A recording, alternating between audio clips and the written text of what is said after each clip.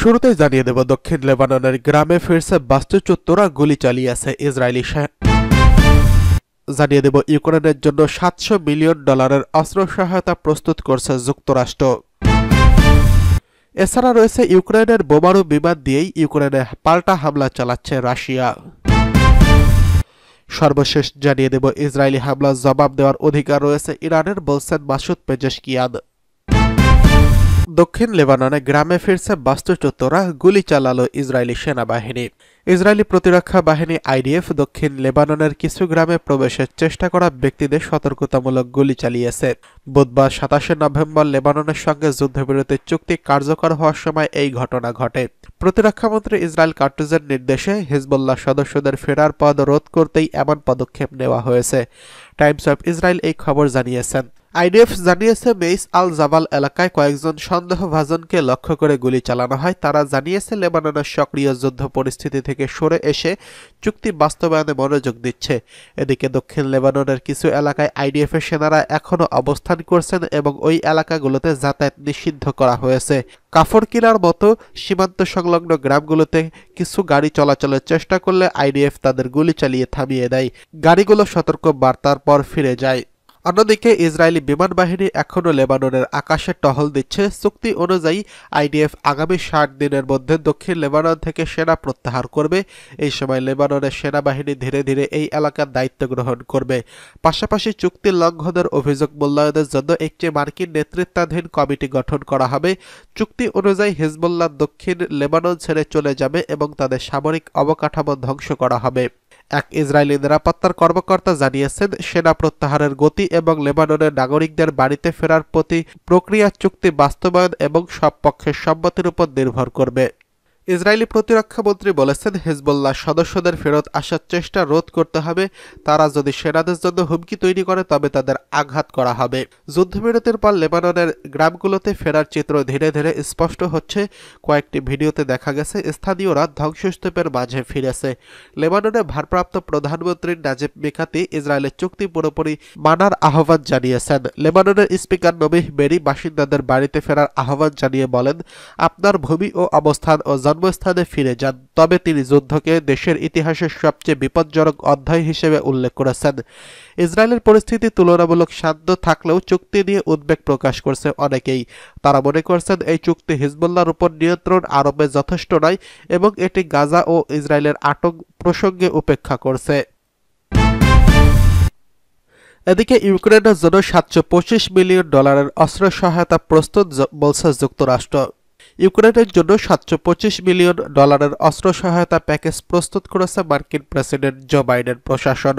দুই মার্কিন কর্মকর্তা বলেছেন, বিদায়ী প্রেসিডেন্ট জানুয়ারিতে হোয়াইট হাউস ছাড়ার আগে কিয়েভ সরকারকে শক্তিশালী করার চেষ্টা করছিলেন। ব্রিটিশ বার্তা সংস্থা রয়টার্স এই খবর জানিয়েছেন।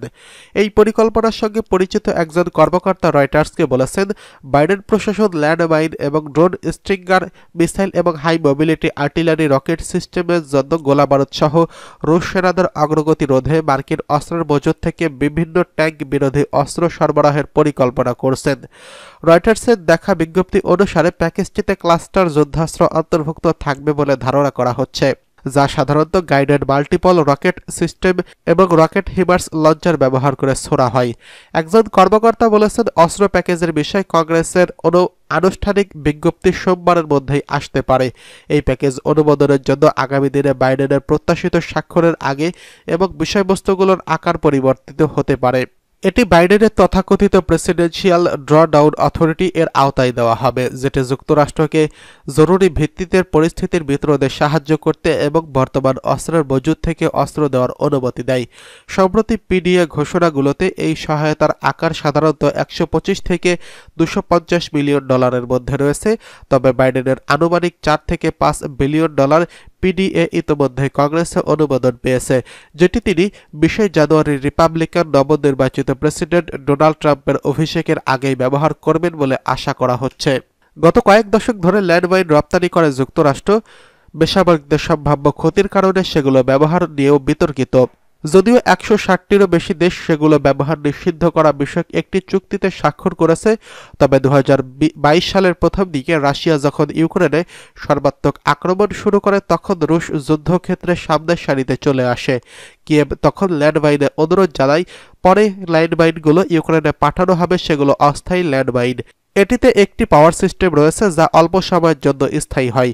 নির্দিষ্ট সময় পরপর এর ব্যাটারি শেষ হয়ে গেলে সেগুলো আর প্রাণঘাতী থাকে না। এদিকে ইউক্রেনের বোমারু বিমান দিয়েই ইউক্রেনে হামলা চালাচ্ছে রাশিয়া। রাশিয়া বর্তমানে ইউক্রেন থেকে ১৯৯৯ সালে গ্যাসের ঋণ পরিশোধের অংশ হিসেবে অন্তত ৬টি TU-160 বোমারু বিমান হামলায় ব্যবহার করছে বলে একটি তদন্তে উঠে এসেছে। Radio free Europe, radio liberty পরিচালিত এক অনুসন্ধানে এই তথ্য উঠে এসেছে। এক প্রতিবেদনে প্রকাশিত হয়েছে, সোভিয়েত যুগে নির্মিত এই সুপারসনিক বোমারু বিমানগুলো ইউক্রেনের শহর ও গুরুত্বপূর্ণ অবকাঠামোতে ক্ষেপণাস্ত্র হামলায় ব্যবহৃত হচ্ছে।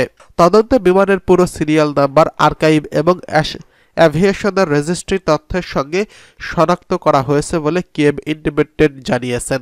১৯৯৯ সালে ইউক্রেন ৮টি TU-160 বোমারু বিমান, ৩টি TU-95MS বোমারু বিমান এবং ৫৭৫টি KH-55 ক্রুজ ক্ষেপণাস্ত্র রাশিয়ার কাছে হস্তান্তর করেছিল।